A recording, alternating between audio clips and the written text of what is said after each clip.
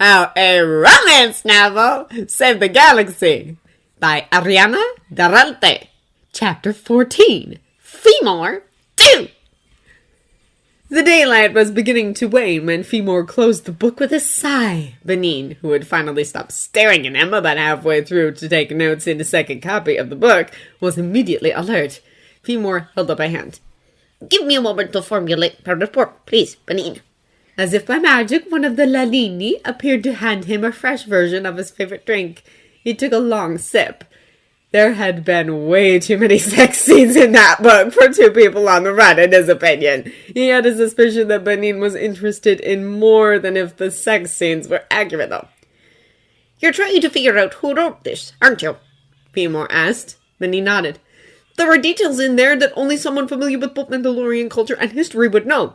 I needed to know if it was the same for the Jedi. He dropped the nervous, formal way of speaking he'd used before. If you want 100% confirmation, you'd be better off contacting a Jedi archivist. But this does seem to have been written by someone with intimate knowledge of both the Jedi Order and the Force, which is a bit confounding, since they also seem to know more about Mandalorians than any Jedi I could think of. Benin was frantically scribbling notes on a pad. Can you give me an example? Femor thought about it. The detail about Beskar muffling the Force. I'm not even sure if that's true, and if it is, it's certainly not common knowledge. Benin, who up until now had been extremely focused and serious, grinned at him. We can test it right now. He leaned down, almost falling out of his puffy chair, to put on his helmet. Femor focused in the Force on him.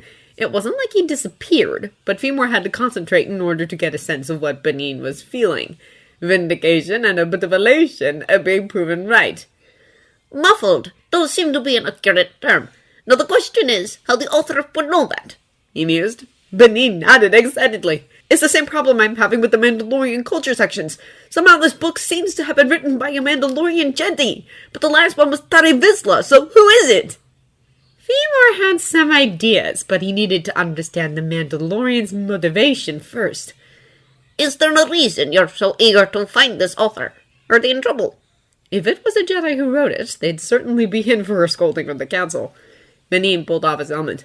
Who wouldn't want to talk to them? The book is a masterpiece. It's approaching 1 billion copies sold. It's that popular? He asked, keeping all doubt from his voice. Femor privately thought the novel had been a bit teasy, but to each their own.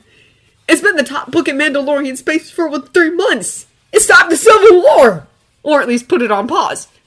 Femor knew he was gaping, but couldn't bring himself to care. How did that happen? Well, you read it, said Benin awkwardly. And pretty much everyone in Mandalorian space read it, and it paints a very appealing vision of Mandalorian Jedi relations. I don't understand. How does that lead to stopping a civil war? Benin focused on the wall behind Femor's right ear. Did you know that Mandalore Odo was in love with Darth Revan? There's poetry Odo wrote. It took Femor a moment to get to the point. You're saying that this book has, caused a profound cultural shift? To put it politely. Benin nodded. It's not even that much of a cultural shift. Mandalorians have always admired warriors. We followed the Dark Jedi before because we didn't know there was much of a difference. But the Mandalorian's dilemma explains that difference and really drives home how similar our cultures are. That was mind-boggling! Also, Femor was already getting a headache imagining the report he was going to have to make to the Jedi Council. So you want to find the author to thank them? Well, personally, I'd like to discuss their poor understanding of jetpack training, said Benin primly. But many would want to thank them and just want to know who they are. He paused. Though I suppose there are also some of Death Watch who want to kill them. They've been losing recruits. What happened when you contacted the publisher? They said it was all done via contracts with pen names. The author negotiated for all proceeds to go to education and hospitals in Mandalorian space, so they didn't need their real name on anything.